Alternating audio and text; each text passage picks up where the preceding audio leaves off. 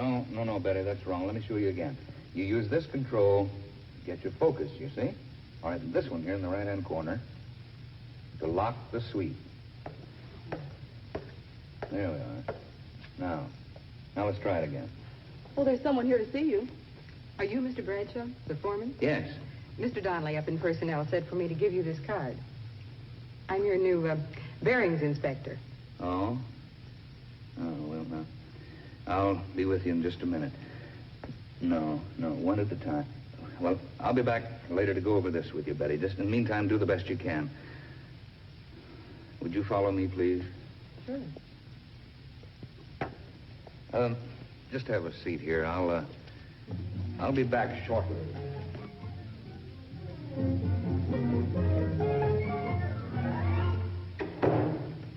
Well, Mr. Bradshaw, what's on your mind? Bearings inspector. She's a good one, too. Just look at that record. Okay, now, Walt, you've had your little joke. Give her to somebody else. I asked for a man. We don't have a man with her qualifications. Seriously, Brad, if you treat her right, she might make you a darn good employee. What do you mean, treat her right? Get that chip off your shoulder. What's wrong with her? She's a woman, isn't she? Now, wait a minute. You got a lot of women in your department. What's wrong with one more? Did you ever hear of the straw that broke the camel's back? They're good workers. Accurate, quick to catch mistakes, a lot of patience. Yeah, but that comes out of books. I work with them, mister. I know what happens. What does happen? It's a long story. Come on now, tell me. What does happen? Maybe I've been misinformed. Not so long ago, you sent me a girl by the name of Myrtle Malloy. Remember? I remember. As per her qualifications, I assigned her to an inspection bench. Well, in a matter of days, that bench looked more like her dressing table. And then came the day when... Joe, will you take your stuff back to table 9? That'll be your bench for the time being. Okay, Chief. Myrtle, we're moving you to table number 10. Is something wrong, Mr. Bradshaw? No, nothing's wrong. We just need this space for something else. Well, I sure hate to give it up. It's been a nice place to work. The light's good here, and it's nicely situated right in the middle of things. I just began to feel at home. Well, I'm sorry, Myrtle, but table 10 will have to be your work area for the time being. You mean there's liable to be another change?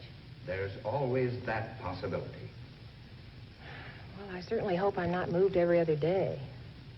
With man, no trouble at all. Tell him what you want and he does it. But with Myrtle, a little move is a big production.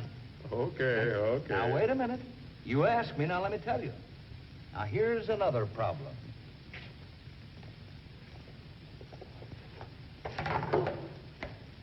Oh, Mr. Bradshaw, I wanted to tell you that the date is set for my marriage. I'll be leaving soon. Marriage?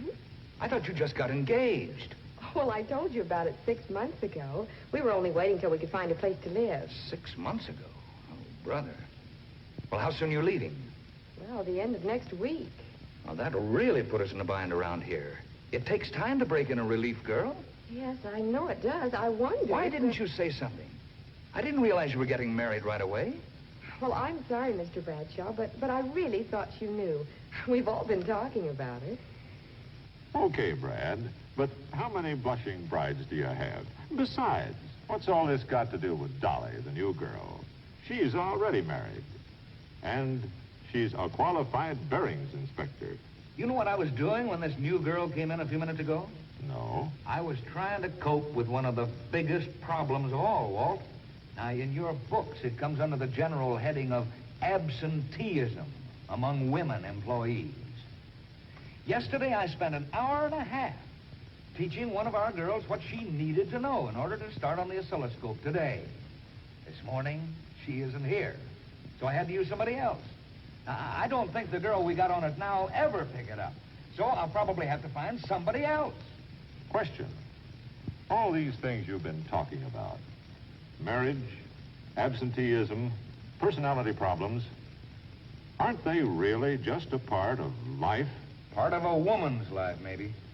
But I can remember the good old days when there were all men in my department, and we didn't have these problems. You didn't have the production output you've got now either.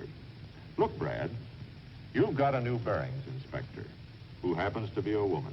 You need someone, and there isn't a man available. It seems to me that whether the gal adds up to trouble or not is pretty much up to you.